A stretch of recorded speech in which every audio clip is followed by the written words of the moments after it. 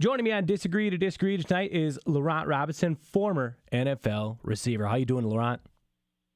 I'm doing good, man. Thanks for having me on. Now, growing up, who are your idols? Man, growing up, I really wasn't too much of a football fan. I was a Michael Jordan fan, so everybody was a Jordan fan. So I kind of watched Jordan and kind of learned how to carry myself through him, and just kind of took the basketball route because I was a basketball player growing up, and football didn't come till high school. Okay. And then you take a look at your NFL career: Atlanta, St. Louis, San Diego, Dallas, and then Jacksonville.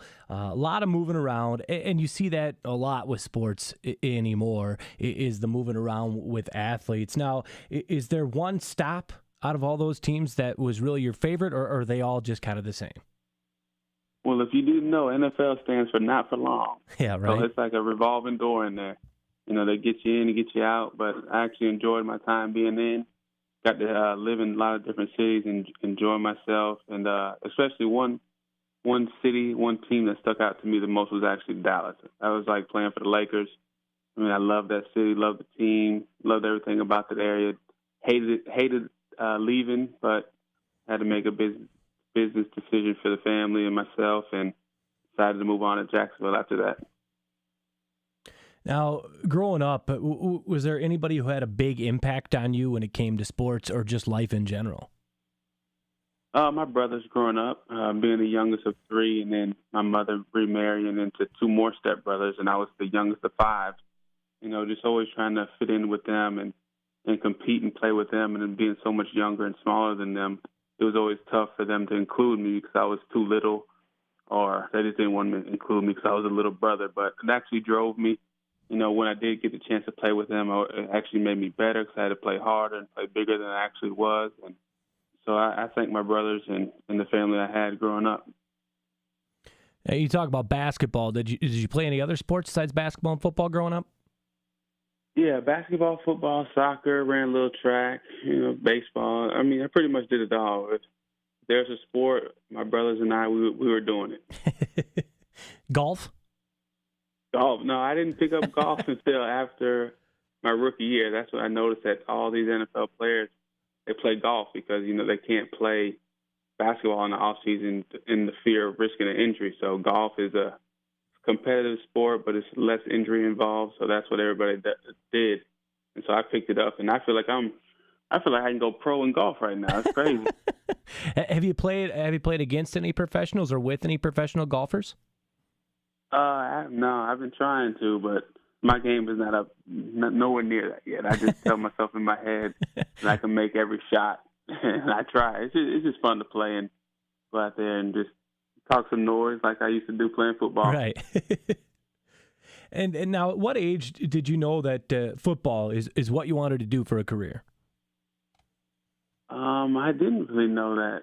It actually kind of chose me. I always thought I was going to be go to college and play basketball, and then the scholarships, the offers never came. And in football, one offer came to Illinois State, and I just took the wave and rode it all in. Now, you went to Rockledge High School in Rockledge, Florida, as a junior. Only 6 catches, 70 yards, and 1 touchdown. So not a great junior year, but you were state champions. So that was a big part of it. Were you on special teams or anything like that also? No, we had a wing team offense, so that's a one receiver set. And my older brother was in front of me, so he was getting all the glory. So I was sitting on the bench learning and congratulating him at the same time. But when my opportunity came, I tried to seize the moment and just go out there and do the best I could do. And luckily, an opportunity opened for me at Illinois State because they had recruited my brother the previous year, and he chose to go elsewhere. So we made a phone call to them. My stepdad did. And they sounded interested, and that's how it happened. Yeah, it was an okay career at Illinois State, right? 192 receptions, 3,007 yards, 29 touchdowns. Not too bad, right? Yeah, man. I left a lot of catches and touchdowns on the field, man. I still reminisce about that. How I could have done a little bit more. And your junior year, you were named the offensive player of the year in the league, and then you were a consensus All-American, 86 receptions, 1,465 yards, a 17-yard average, and then 12 touchdowns. And you were a finalist for the Walter Payton Award, which is, of course, top offensive player in Division I, AA. And Walter Payton, it was my hero growing up. And was that an honor to be nominated for that award? Yeah, actually, like during the whole season and stuff, I didn't really pay much attention to it. I was so focused on just trying to help my team win and get into the playoffs and win a national championship. And unfortunately, we came up a little short. But it didn't really hit me. I mean, I was just I had my head down. I knew where I wanted to go in life through college, after college, and I was just so focused on getting to my ultimate goal. I didn't really get tied up into all the accolades I was receiving. And then 2006, it was kind of a rough year, 40 catches, 718 yards, and then, of course, an ankle injury made you miss some games. Do you think that hurt your draft stock a little?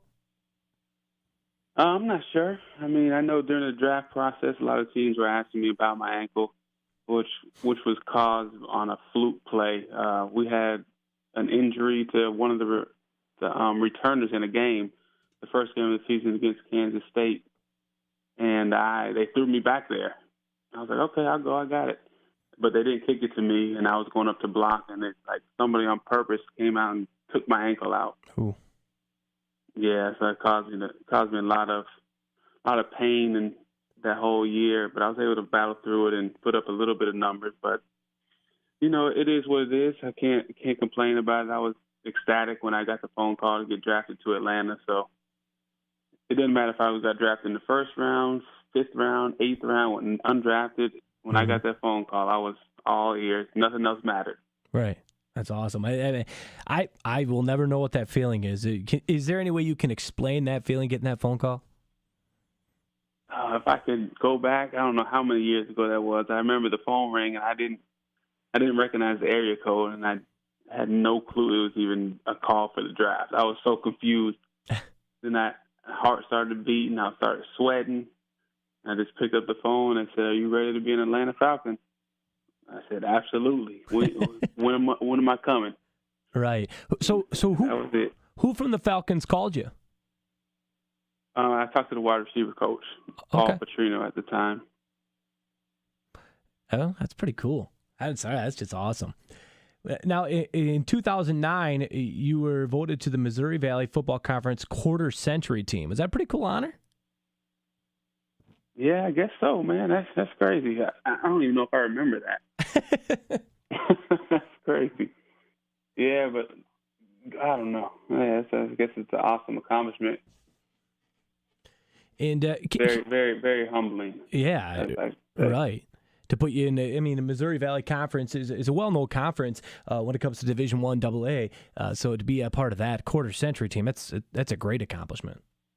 Yeah, absolutely. I mean, I can only thank the people who brought me there, my quarterback up there, and the O-line, everybody who played a part in me being successful up there.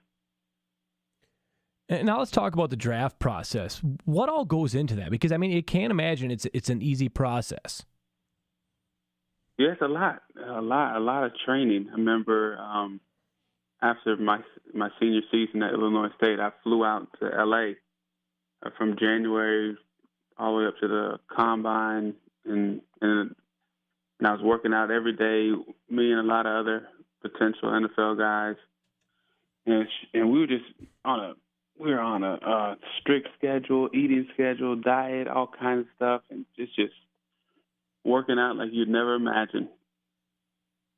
And 40-yard dash, 4.41. Is that your fastest, or you've done it faster than that? Well, they had me at 4.33, and then that was the unofficial. And then the official time they had me at 4.38. Yeah, so I don't know, and it was just so much nerves going on. I was running out of my shoes, man, just trying to make it happen. Now, was there a part of the combine that was the hardest at all?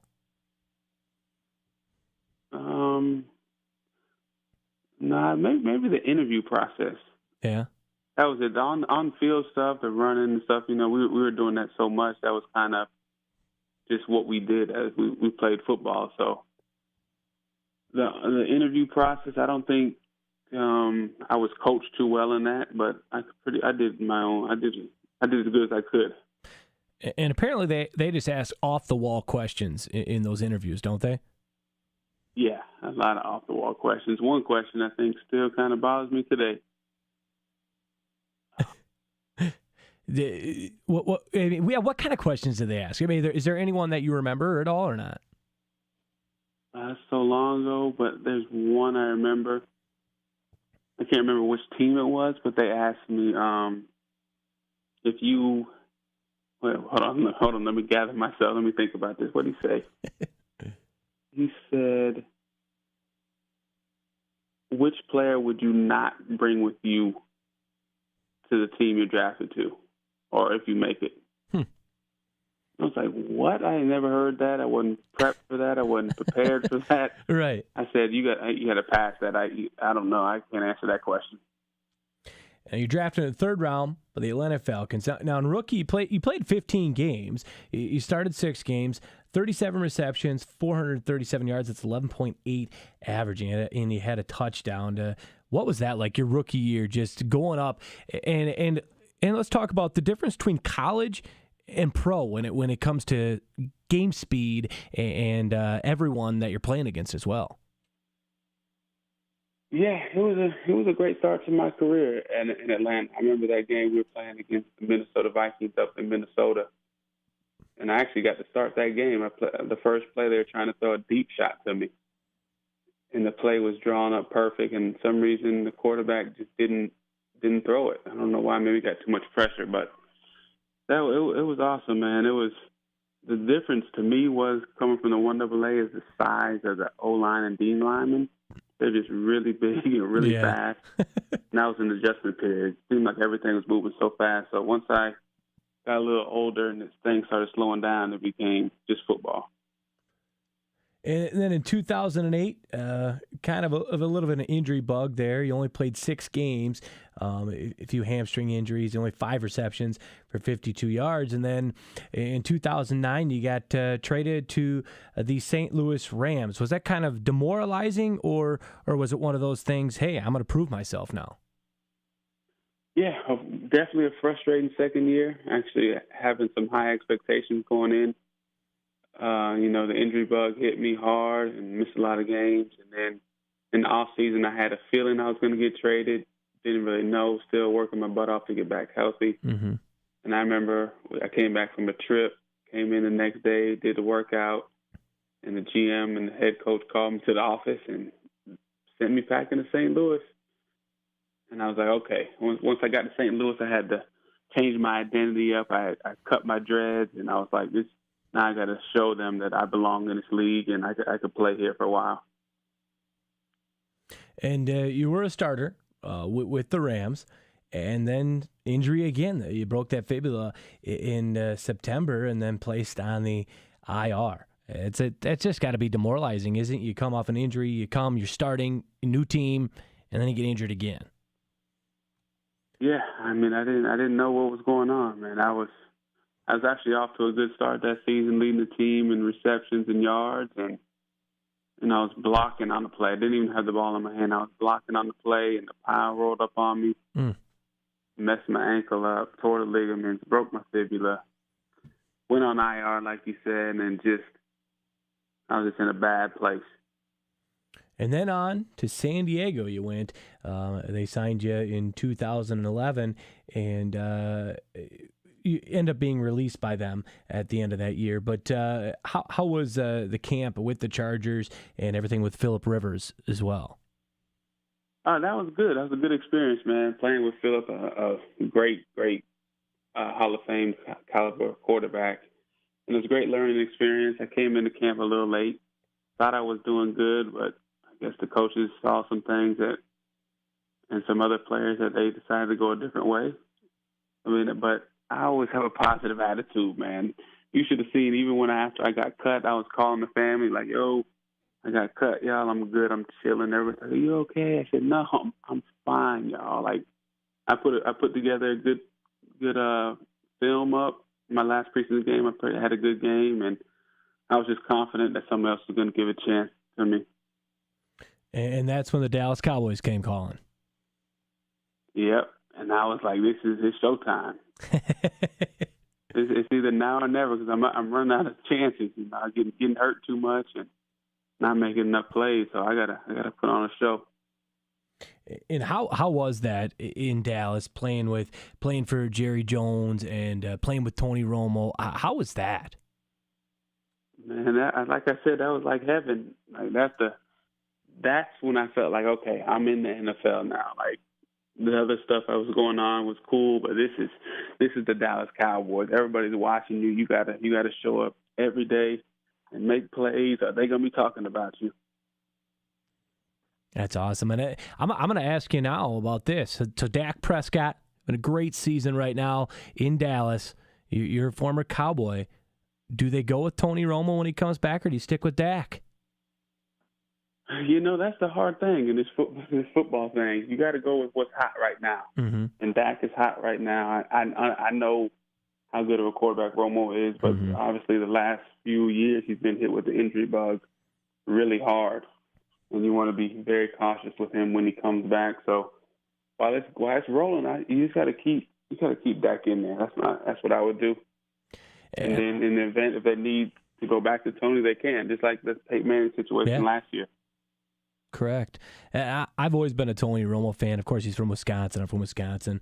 That's a pretty cool deal to me. And and Romo's one of those. I think he's an underrated quarterback. I really do. People give him such a hard time, but I think he's one of the top 10 quarterbacks in the NFL right now, in my opinion.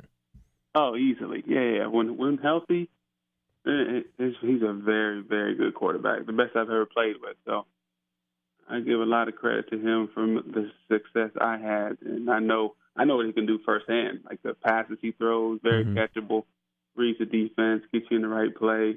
Just a all-around good quarterback, good guy. And I hope he comes back healthy. And whatever they decide to do, he's all on board. And then you made the decision to go to Jacksonville. Had a great year in Dallas. Had a year left on your contract, unrestricted free agent, and went to Jacksonville and signed a nice contract with them. Yeah, I mean that was one of the hardest decisions I had to make. You know, because my wife and I, we were already in Dallas looking for houses, looking for a place to call home. And then the free agency period opened up, and my agent was like, you know, Jacksonville is calling. I said, you know where I want to be.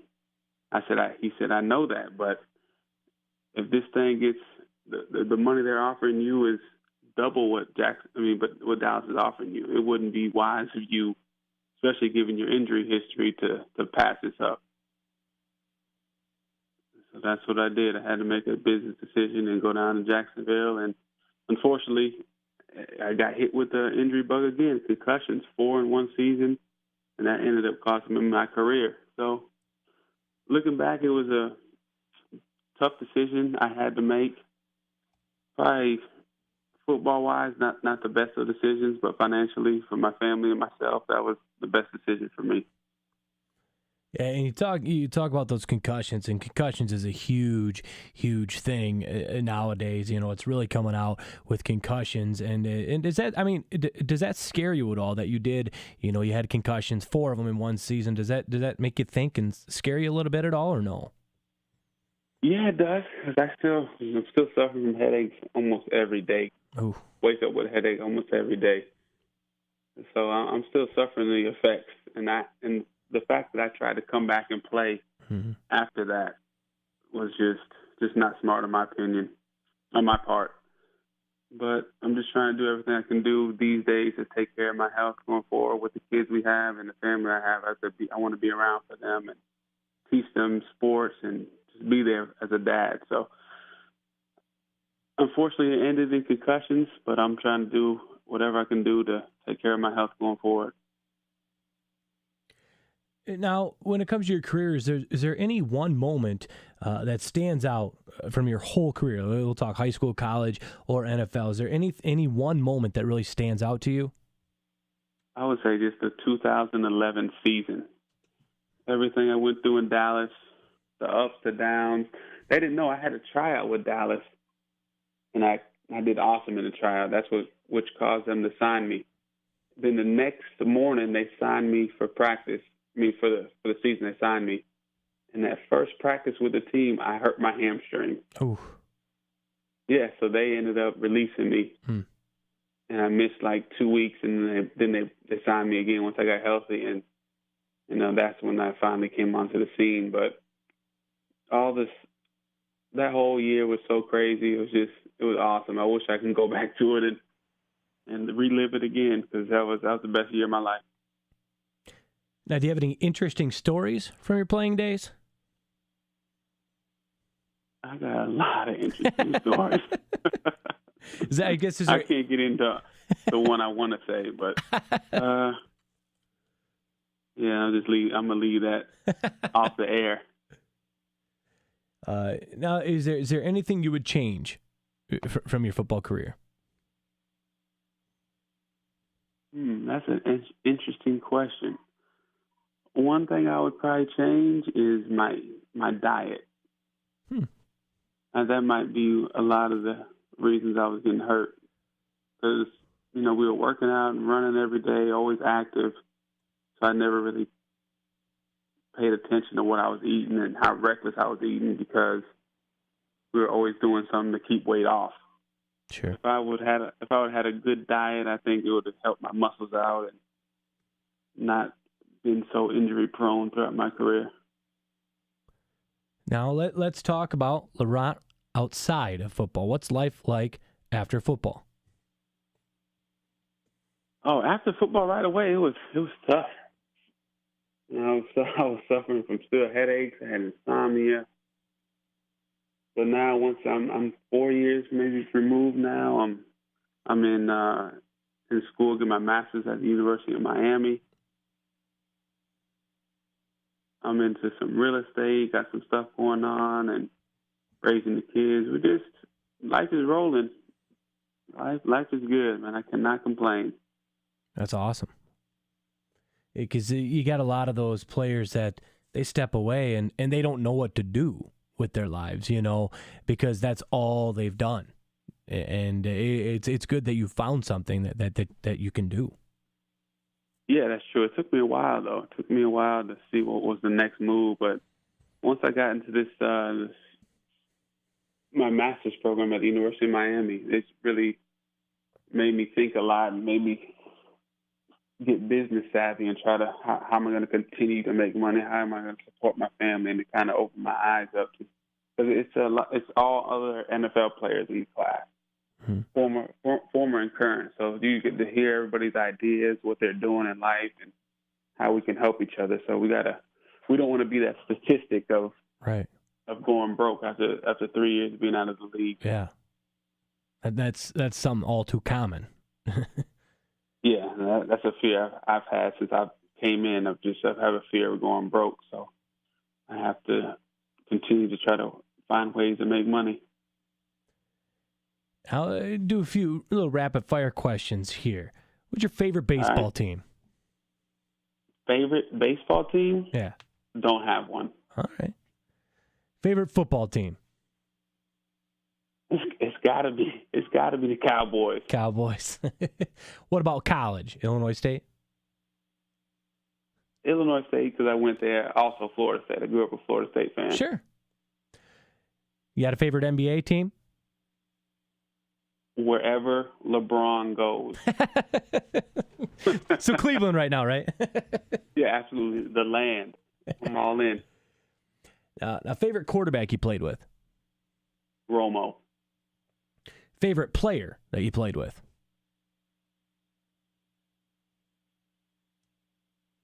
Romo. Nice.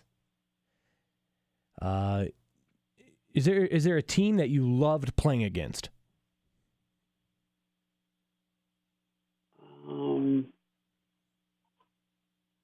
The Giants. You love playing against the Giants, huh? Yeah, big stage. That's when you got to show up, show out. Are there any players that you loved playing against? Say if you knew you were going to burn them, or say that you were good friends with them. Is there any players that you loved playing against? No. No. Is there a team like going against cornerback wise? No, not really. Yeah, nothing. No.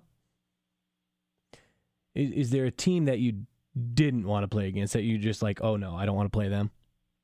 It was a player. It was actually Nnamdi Asomugha.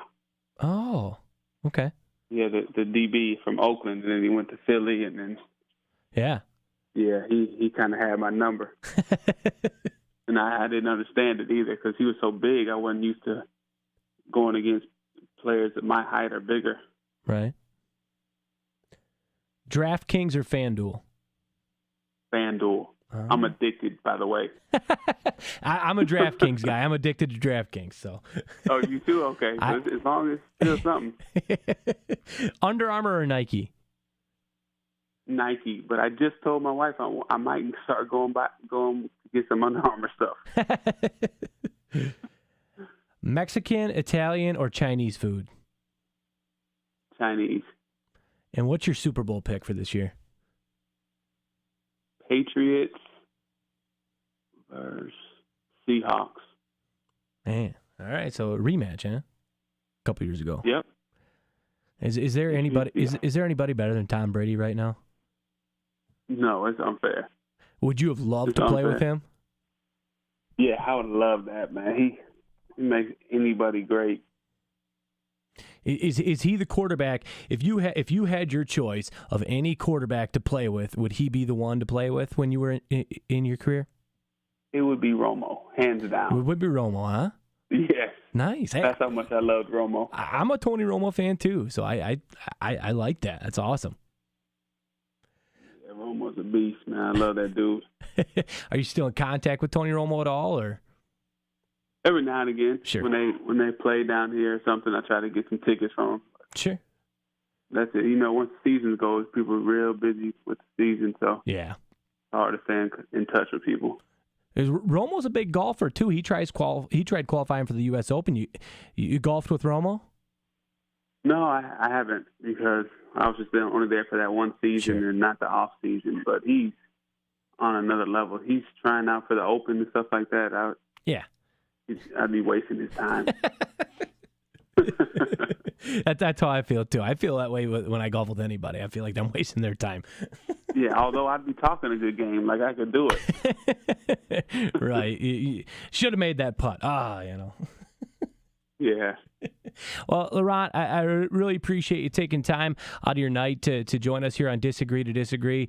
I really appreciate it. Is there any advice that you have for kids or kids, high school, college, any advice that you could give them, just anything when it comes to playing football? Any advice? I would just tell them to have fun.